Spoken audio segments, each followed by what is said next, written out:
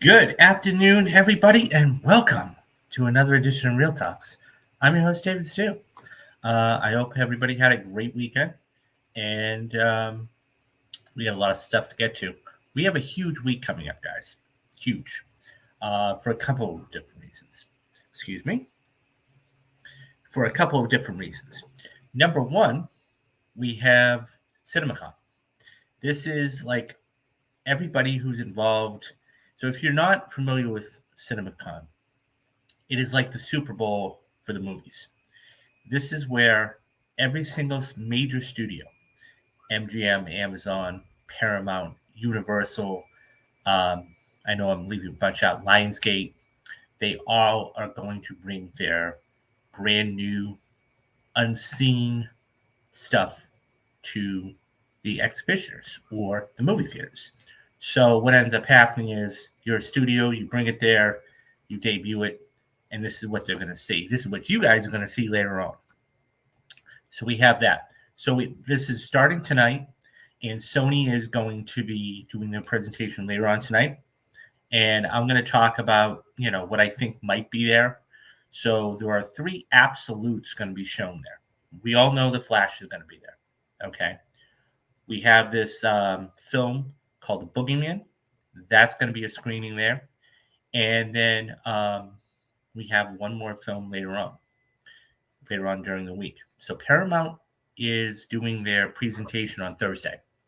So, and then Universal is doing it in the middle of the week, and then tonight is Sony. And as I said, as we go through the show, I'm going to talk about what I think is going to be there and not there and all that good stuff. So that's one big reason. Number two, I am going to be either right after the show or tomorrow. I have all the notes right in front of me. I am going to be doing the Mission Impossible rewatch. I've already watched it, and I'm going to be sitting down and streaming that. And if you guys want to, chime in, it will actually be available June 2nd. So if you guys want to be here and chime in and whatever else, or you can wait till the 2nd, and that's fine too. And then lastly, we have the re-release, the 40th anniversary. I can't even believe I'm saying that. The 40th anniversary release of Return of the Jedi. So, yeah, I'll be going to see that. So if I'll figure out if we're going to do a show or not that day. And then what we'll do is I'm definitely going to go to the re-release, and I'll talk to you guys about it. Because even though everybody's seen the movie, it's a different experience actually being in the theater. I think I was like 7, 8, maybe 10 when it came out, close to 10. So it's a different experience. Anyways, we got a lot to get through today. So let's just jump right in with our first story. So so anybody who read the tease, okay? Disney since Bob Iger's come back, he has made it a point that he needs to cut and burn and slash, okay? And so he has about $5.5 billion total to completely get everything back up to snuff, okay? That's a lot of money. That's everything across the board. So this comes from Variety today, and so Disney is going to slash 4,000 layoffs this week with second round of cuts. Now, there is going to be a third wave ahead of the summer, so probably another few weeks.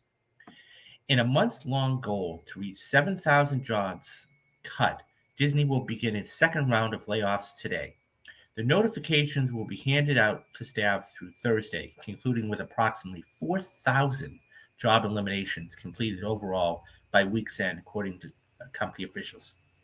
While the Disney workforce will be reduced by thousands across divisions, Disney Entertainment, ESPN, and Disney Parks, experiences products, they're not going to be harmed here. So the hourly frontline operations, the park resorts are not going to be harmed. And locations from Burbank to Connecticut to New York, there are still more layoffs to come. According to Disney, a third and final wave of cuts is expected to begin ahead of the summer, which will bring the Mouse House to its 7,000 layoffs target. Now, the figure represents 3.5%, almost 3.5% of Disney total headcount of about 220,000 jobs worldwide as of October 1st of last year. Details regarding specific departments and positions affected by the layoff will come throughout the week. ESPN cuts are expected to make up a portion of the notices given out Monday, though no number has been confirmed by the Jimmy Paterno-run division. On Tuesday, Variety has heard Disney Entertainment will be the most affected, with layoffs across ABC, Hulu, FX, Disney Channel, Freeform, and among other studio divisions. These are hard decisions, not ones taken lightly, but every decision has been made with considerable thought, and we are doing everything we can to make sure this process is conducted with respect and compassion. Co-chairman Disney Entertainment Alan Berg and Dan Wallen said in a memo to staff on Monday. The senior leadership teams have been working diligently to define our future organization, and our biggest priority has been getting this right rather than getting this done fast. We recognize that this has been a period of uncertainty, and we thank you for all your understanding and patience. Disney first announced its sweeping layoffs plan in February, soon after Bob Iger returned as CEO upon the ousting of Bob Chapek. Iger was quick to implement a cost-saving energy strategy with the first round of self-reduction that had begun on March 27th. The layoffs are part of Disney's efforts to achieve about a $5.5 billion in cost savings. Of that, $2.5 billion represent, quote, non-content costs, end quote, including labor costs. And $1 billion of those targeted cost reductions were already underway in February, Iger had said.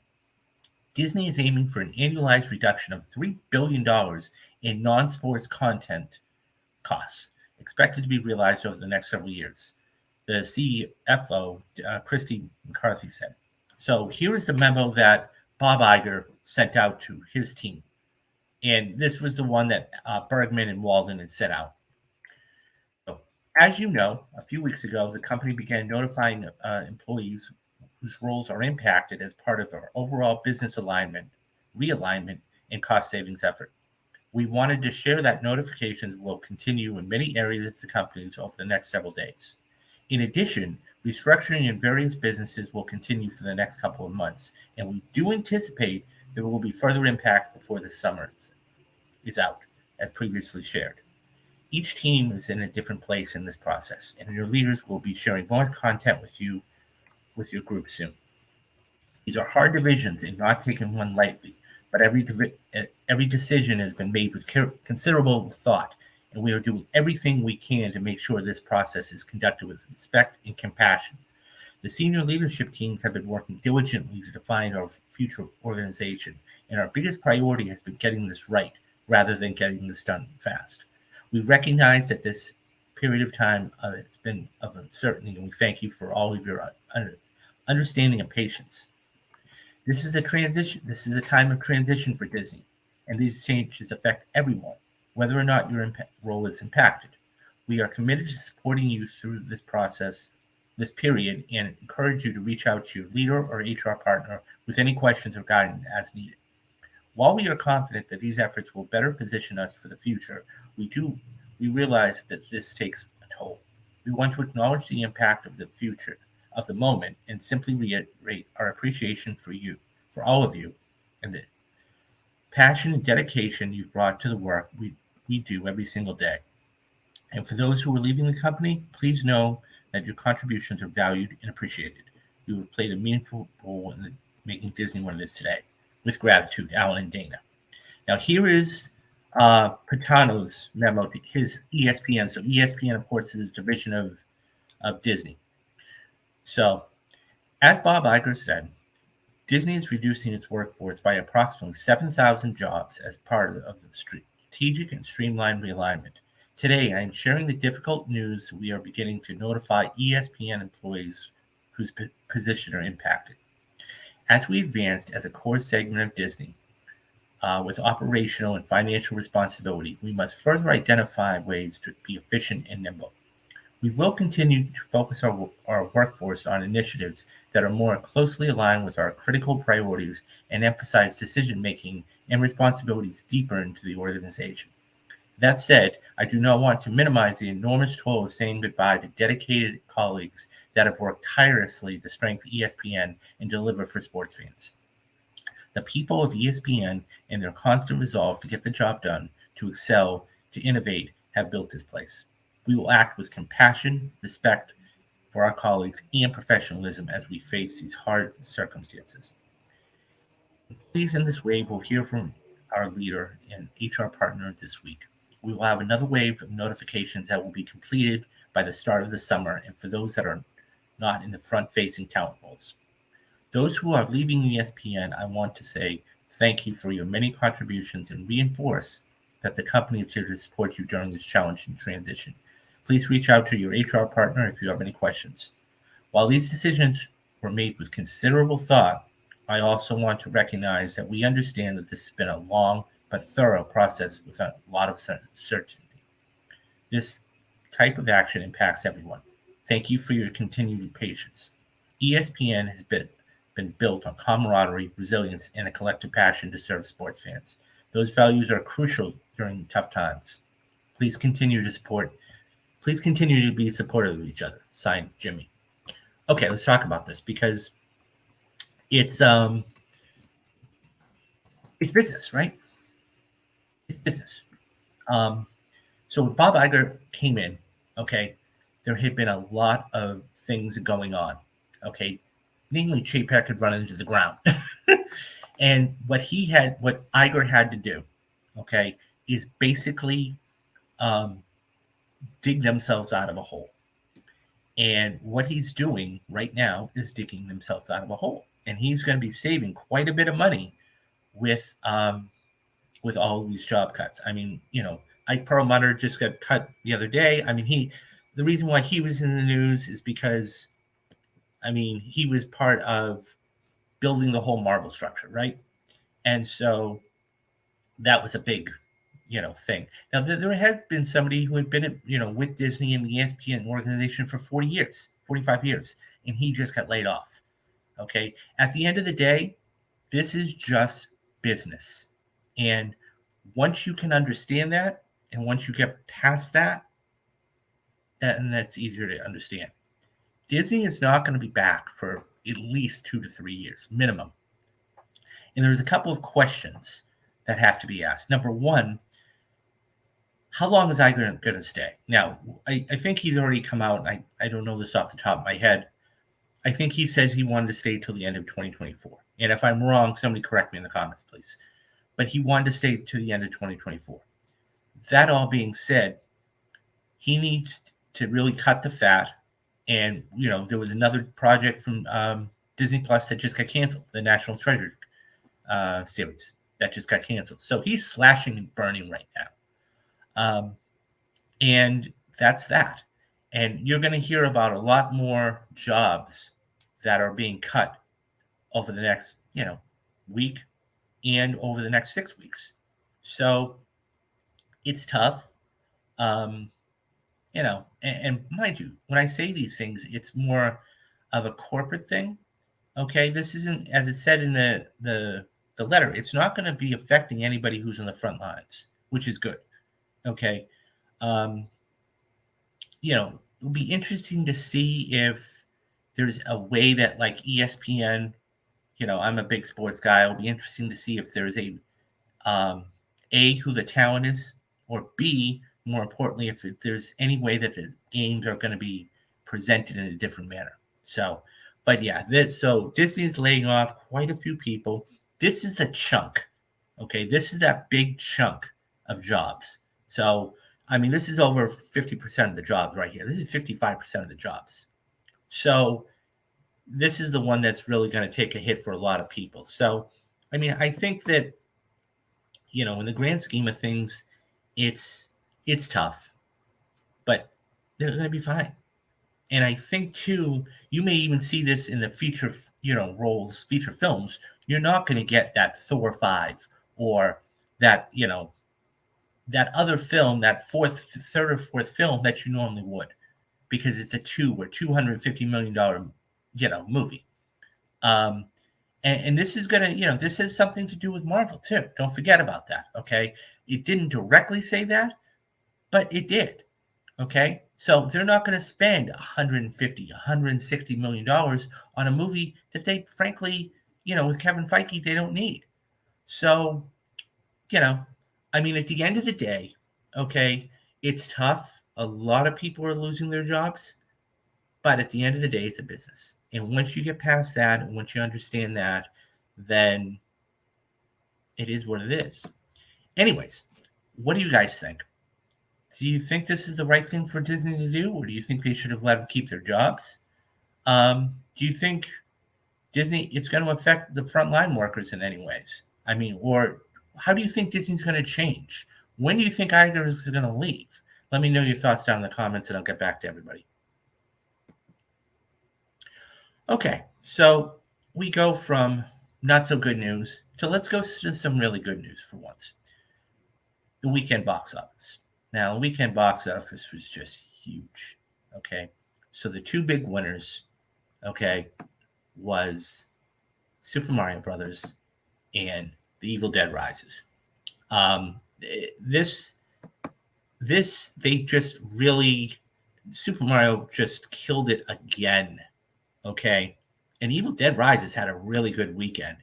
So it's just great to see. So this is the third weekend in a row that Super Mario has won. Okay, and this made Super Mario made $60 million. So this comes from Deadline. And, as I said, so it's the weekend box office as Cinemacon kicks off. Good news for Warner Brothers and Universal on the first day of Cinemacon. These movies came in higher at the box office than expected. Nintendo's Universal Illumination Super Mario Brothers film was the leader for the third weekend of $59.9 million. So call it $60 million. $60 million, still the highest third week ever for an animated movie, but also just the third weekend for a Universal title, the last being Jurassic World with $54.4 million. The third best weekend previously for an Illumination animated film was 2018's The Grinch at $30 million. Super Mario gets a lift off better than expected at $19.65 million, which is 25% less than its $26 million on Saturday. So its running total for the United States and Canada is $436 million domestic. So Evil Dead Rise did an estimated $6 million on Sunday instead of the 4.9 it thought, which puts the latest installment of the horror series at $24.5 million. That's not far from the pre-pandemic opening of the Curse of La Laura from New Line Cinemas, and in the third weekend in April 2019, which did a $26.3 million off a B- cinema score and finished at $54 million. Key drivers in the quote spooky bomb campaign led by Warner Brothers marketing Josh Goldenstein were the Red and Green Band trailers that dropped on January 3rd, also tailored on that month's and horror pit of Megan. Of course, grabbing all the genre fans with the South by Southwest premiere goes a long way, and great reviews. New Line Cinema screened the movie across horror fan fests such as Horrifying in Cincinnati, Overlook in New Orleans, C2E2, and a couple of others. So let's see.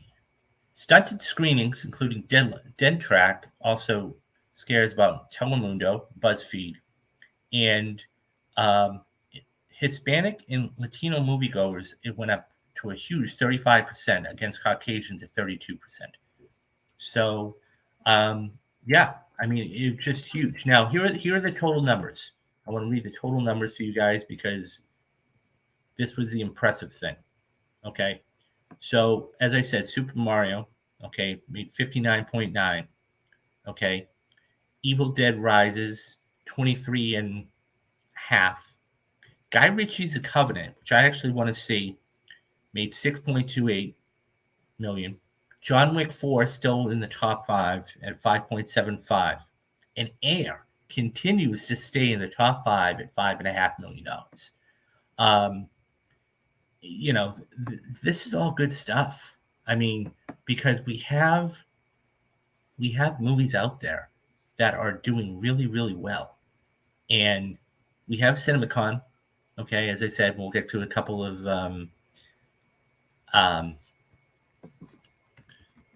we have a couple of films going to be there too.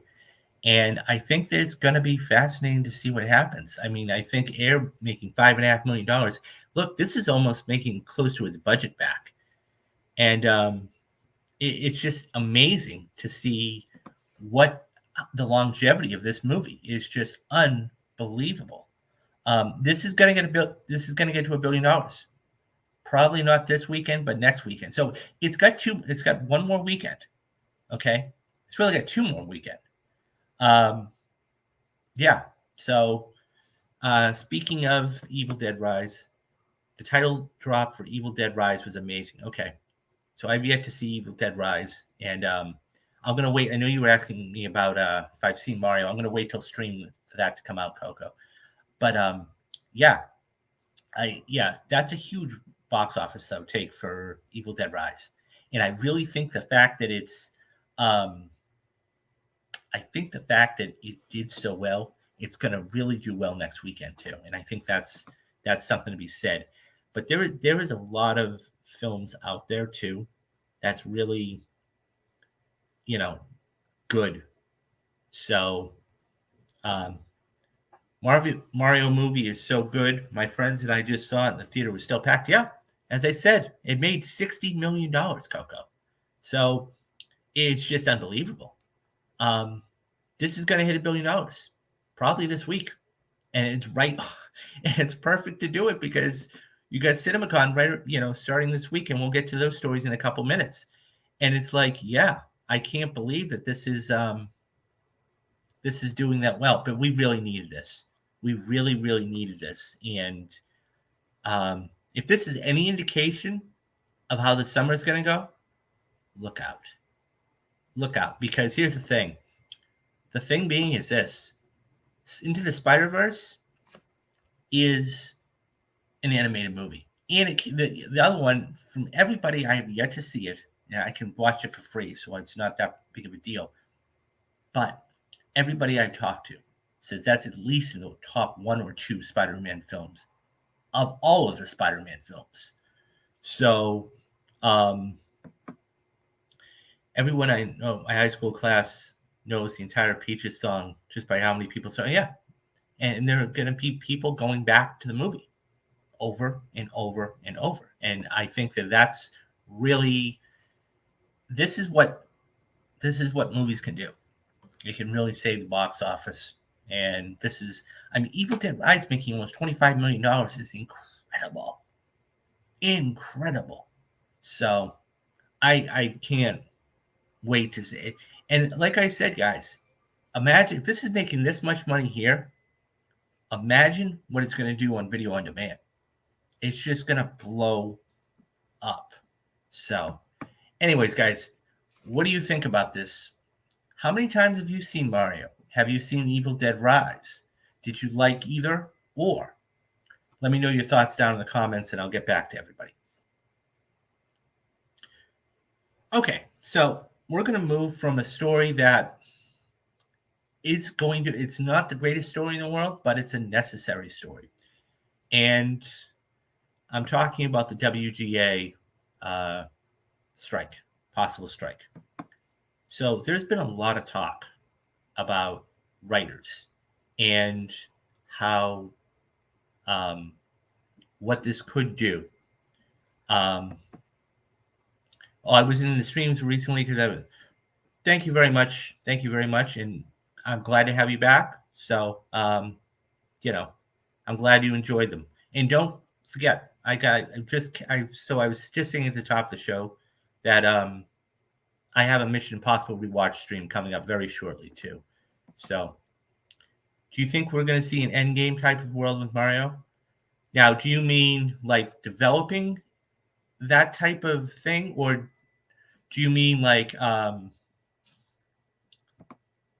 like a link? Yeah, I could very easily see that. Yeah, absolutely, absolutely, absolutely, because they have a hit on their hands now. They know that. Now, it will be interesting. So you're gonna. The one thing I'll say is this before we move on. The one thing I'll say is this. I think that in order to really get um, the people back, you're going to have to figure out a way to incorporate the other core characters, right? Um, so imagine all the movies lead up to Smash Brothers. Yeah, listen. They could very easily do that. So I'm sure right now at Universal they're planning this stuff out, and what can we do and how can we do it to capitalize on this. Now, I'm not saying you have to have Mario's and everything.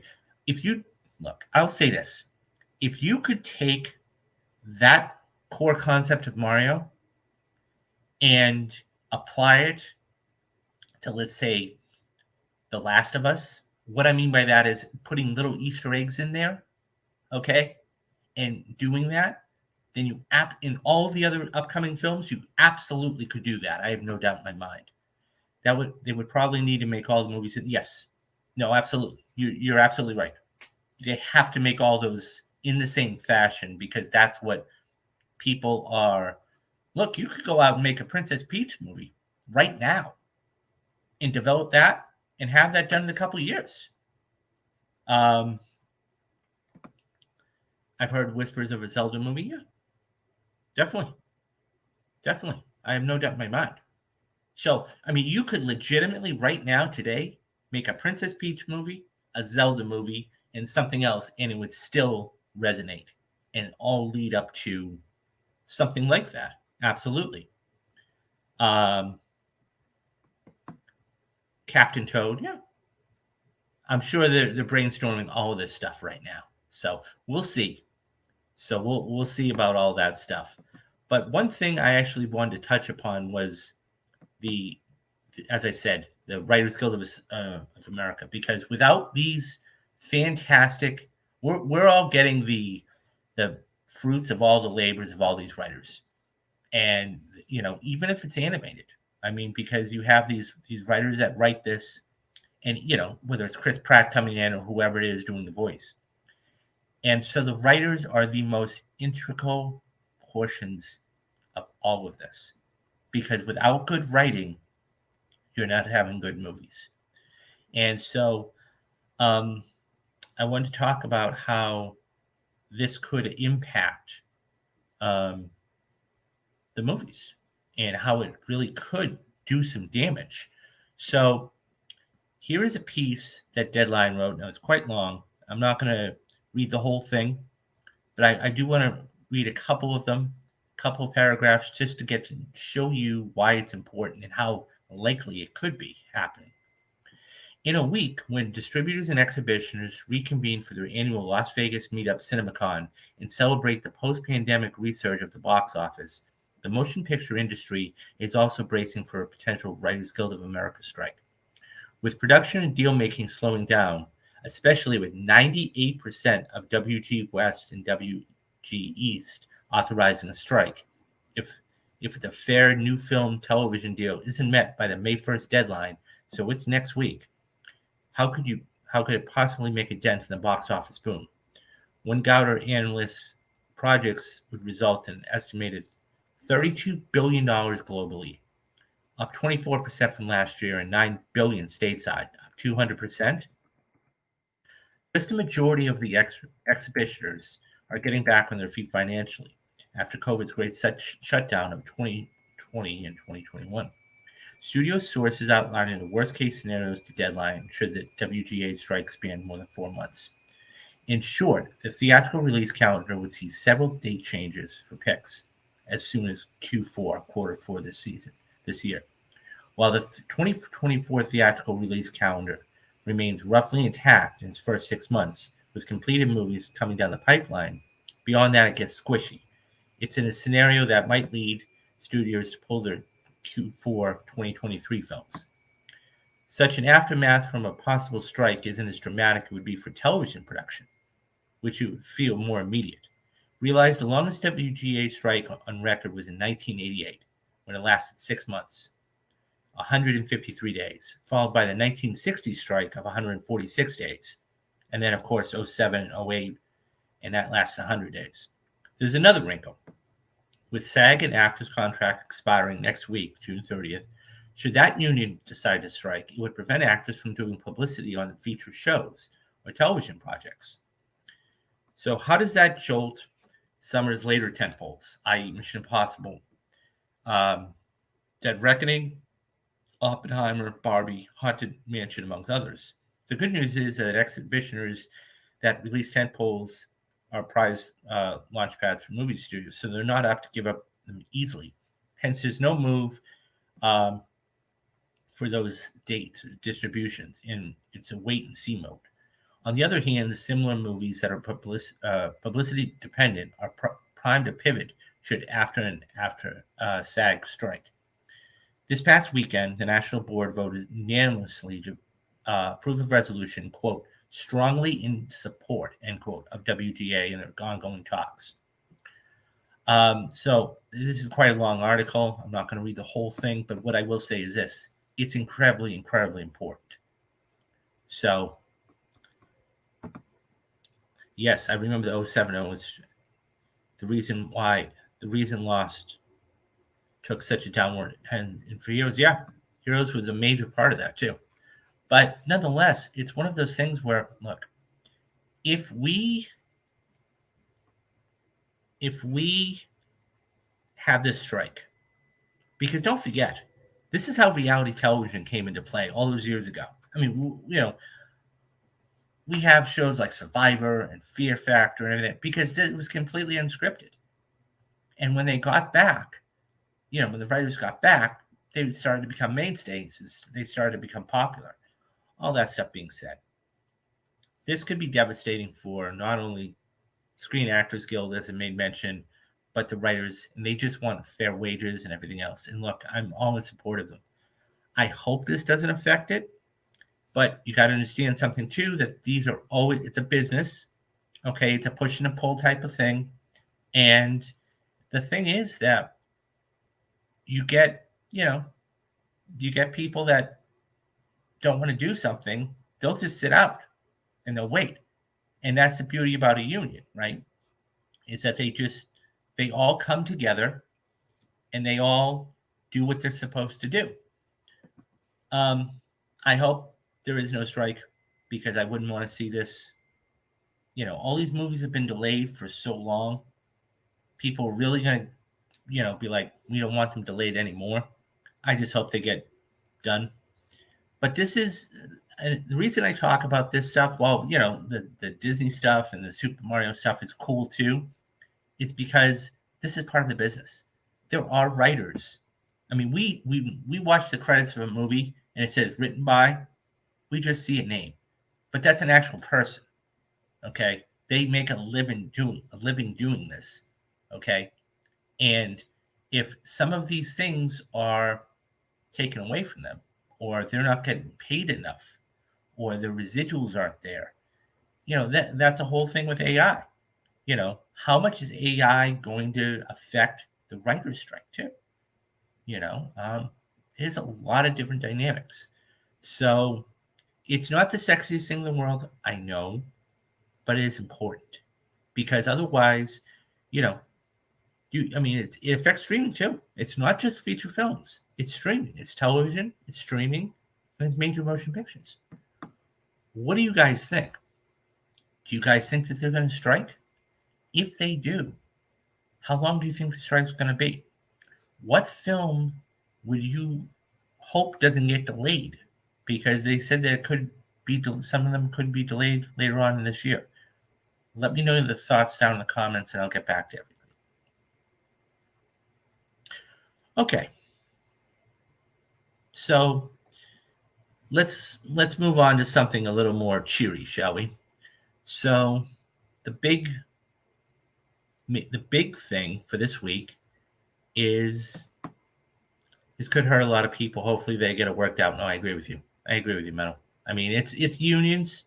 They're people. So we'll see what happens. I think they will. I think this is going to be an 11th hour type of thing. And I think that this is going to go all the way down to the last day or very close to the last day. And then they're going to put it off again. And then we'll go and we'll move on. So I think that. But if it starts, I think if I'll say this much, if it does start, I think it's going to go on for a long time. So it's either going to get stopped short right at the edge, or it's going to go on for a long time because I don't see any middle ground there because they're not budging. Anyways, I do hope they get it worked out though. So moving on, let's move to the last story of the day. And this is the big story. This is why I waited to tell this one. So this week we have a big event. It's like this, as I said, this top of the show, the Super Bowl of movies. This is where all of the studios come and say, look at our work, look at our work. You know, whether it's Universal, whether it's Paramount, whether it's MGM or Amazon, whether it's Lionsgate. And we know that there are going to be a couple of premieres, right? So the biggest one is going to be The Flash. So that is going to be later on in the week. That's going to be on Wednesday. So that's going to be shown. And Sony is tonight. So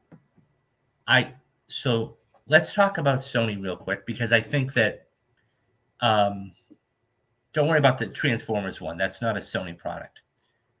At least I don't think it is. But nonetheless, so here's the thing. I think that now I see that. I'll get to that in just a moment, Metal. So here's the thing.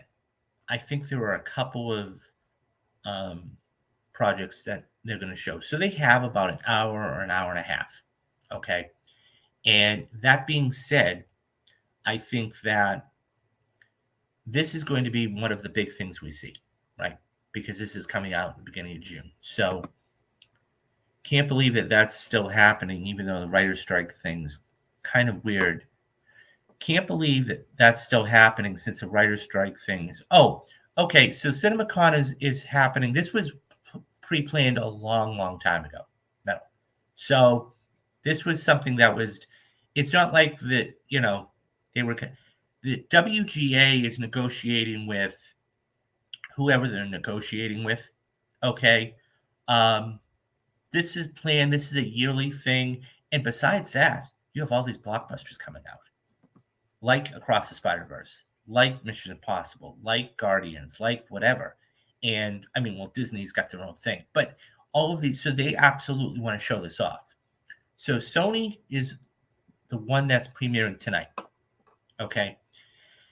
And I think that basically you're going to, so there's 3 movies I think that they're going to really want to push.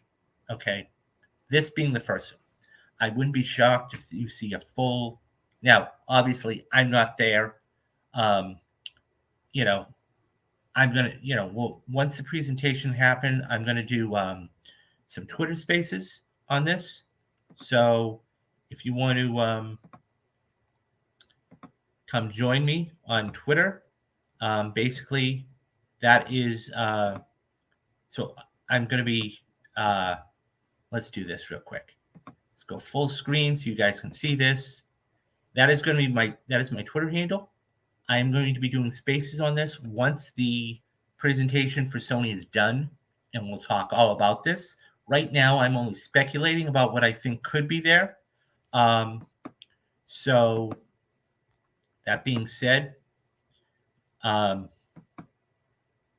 Spider-Man and the Spider-Verse will make total 4. I have no doubt about that. As a matter of fact, I'm expecting it to make more than that. Okay. Because it is kicking off June. So it's going to be huge. The Flash will run. Yeah. Yeah. I totally believe this. So the Flash will be on Wednesday. So I just joined in. The Flash is going to be on Wednesday. Sony's tonight. I think that this is going to be huge for them. So the 3 movies I think that they're going to be showing off. Okay. are, of course, Into the Spider-Verse.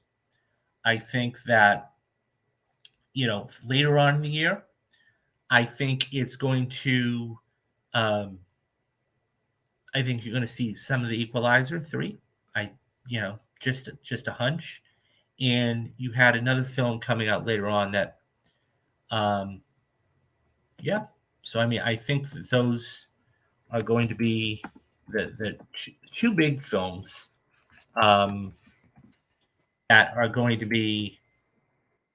Oh, and the other one, I'm sorry, couldn't remember for a minute. It's Insidious. I think the Insidious one is going to make a premiere tonight in some capacity, even though it's not.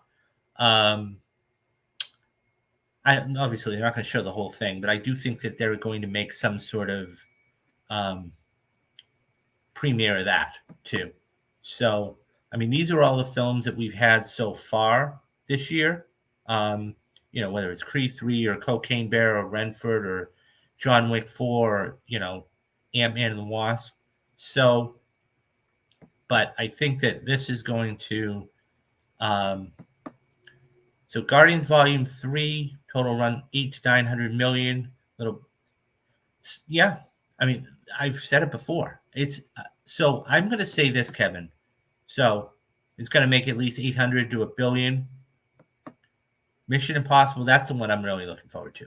That's the one I think is going to be the biggest one of the whole box office. So, yeah, you have the potential here, guys, that you could very easily have 6 to 7 $1 billion movies. That's no joke. That is no joke. This summer is going to be absolutely packed. There is one thing to say about this, though. Okay, I don't think the majority of this money is going to have to be made overseas, because the problem is, especially in June, as you guys are talking about here, June is packed. On June 2nd, you have Across the Spider-Verse. June 9th, you have Rise of the Beast. So you've got these two films here. Okay. On the 16th, you have The Flash. Okay. And then on the 30th, you have Indiana Jones. Now, depending on what the weekend box office does for those films, it's going to be fascinating, because that next week, that new movie that's being released is going to take away money. Now, that's not to say that other movie's not going to make money. But once you start to have 3 and 4 and 5 movies in the theater, it's going to be hard to make a lot of money. So we're kicking off, Guardians next week. Okay. And then a couple weeks later, you're going to have Fast 10. Okay. And those two movies are Little Mermaid's in there too. And those two movies are going to be relatively safe. But then you have, like I said, you have June. So let's say the movie makes $130 million, $100 million. Now, usually you want between a 40 to 50% drop. Okay. That being said, unless it has legs like Mario. But that being said, at that point, what ends up happening is that unless it's going to drop quite significantly, like a 70%, like Ant-Man did. Okay, that made $108 million opening weekend, and then made 30-some-odd million the next weekend. I don't think it'll do that. But if it drops 50%, it's still making $50 million. So it's going to be hard. Those first 2 weeks are going to be so critical for that, because once you get to July 1st, okay, you're going to have, this is going to be the first time you're going to go to your box office, your movie theater, and it's going to be packed full of movies, blockbusters. Guardians of the Galaxy, Fast 10, Across the Spider-Verse, Transformers, Indiana Jones, Mission Impossible. All of these movies are going to be in there at the same time. Okay? Barbie, Oppenheimer. These movies are all going to be there in the same time, which means something else. They're not. When a big movie comes out, like Guardians, for example, if you go to your Regal app or your AMC app right now, my guess is that, number one, you're going to be able to purchase tickets, but number two, it's going to take up quite a few theaters. Once these movies start to come out, it's only going to get a couple theaters. So let's say you have a 10 screen theater, okay? What's going to end up happening is that you're only going to have so many movies, okay, and so many slots. So which movies do you put where? Okay, that's going to be fascinating too. So I agree with you guys on all of this stuff. It's going to make a boatload of money, but it's all going to be front loaded. It's all going to be opening weekend in that second weekend because as the new film opens, it's not going to make as much money moving down the road. And I think that's important to really um, talk about because it's one of those things where you have a lot of money that's coming in, um, and so I mean you have a lot of money coming in essentially, and that's going to be the important thing. So I mean, like I said, these are all the movies that came out this year. Okay, no, these movies have all come out. Okay, and some have done very well, and some that have done not so well. I mean, Renfield didn't make that much money this week. Okay, but Creed 3, made $300 or $400 million, total. So it's going to be fascinating. It's going to be very fascinating. And Guardians is going to kick the whole thing off in 2 weeks. And I can't wait. So, because of this, and just to let you guys know, I'm not going to be doing the roundup. Okay. Thursday or Friday, I still have to figure out. I will probably go see the movie on a Thursday. We'll probably be doing the spoiler cast on Saturdays. And that way, I'm going to let everybody digest it. If you want to go see it a couple times, sure. And then we'll come back on Monday. We'll do the whole thing all over again. And then, so yeah, yeah. So that's what's going to be. So coming up today, I have all the notes right in front of me. Like I said, I'm going to be doing the Mission Impossible rewatch stream. So it's going to premiere June 2nd. But for anybody that wants to come in now, when I mean now, I mean when the stream comes in. You come back in 20 minutes or even, sooner than that, I'll be right back up. I'm going to do the Mission Impossible stream and get this out. Don't forget, plenty of stuff coming up. And yeah, so that's about it. So, okay. So Oppenheimer is going to be a good movie. Really want to see that. Yeah, I think it's going to be. It's interesting, Menno, because here's the thing, and I've always said this. Okay, Oppenheimer is one of those movies that So you have two movies coming out on the 16th, I believe. I think it's the 16th July. Could be wrong. But that being said, okay, it is the 14th. The 14th, okay. 14th to the 21st. Anyways, the reason I say one of these movies is going to have to move. Barbie's coming out the same day. I am absolutely going to go see Oppenheimer. The problem is, and it's not a problem, it's a good problem to have, actually, because you have Barbie is a film that's tailored toward a different demographic. Okay. So, I mean, let's say you're going with your girlfriend in the movies. She wants to see Barbie. You can go see Oppenheimer. Okay. It is Christopher Nolan, who is established Interstellar, Dunkirk, the Dark Knight series, Memento, Inception. But the one drawback here is this. It's about somebody that a lot of people don't know, right? It's about a person that essentially developed a nuclear bomb. And is that going to play well with others? I mean, what kind of demographic are you going to be looking at? By the way, the cast is stacked. I'm not disputing that. I'm saying that I think it could not make as much money because of that. Now, to your point, something else to consider about it, okay, is that you do have Mission Impossible coming out the week before it. I just hope it lines up with the book. Oh, there's a book out. Oh, okay. I'll have to look into the book then. As a matter of fact, I just found a copy of somebody. I found a copy of Killers of the Flower Moon. So, of course, the Scorsese film coming out on Apple here. So I'm going to sit down and read that to really get an idea about that. So, auto documentary. Cool. Good to know. Yeah. So that's the one thing about Oppenheimer. And the other thing too is, like I said, Mission Impossible is coming out the week before that. And it's going to crush the box office. If this is good as everybody thinks and says it is, okay, and I'm sure they're going to get a nice little look at that at Cinemacon this weekend, I really think it's going to win the second weekend. Even though you have Barbie coming out, even though you have Oppenheimer coming out. I hope it does well. But I really believe one of these two movies could move to an August date and be fine. So we'll see. But guys, come back here. So let's call it 3:30, and I will be doing the Mission Impossible stream. So give me about half hour to set up, and that will be great. But do the 3 things you need to do.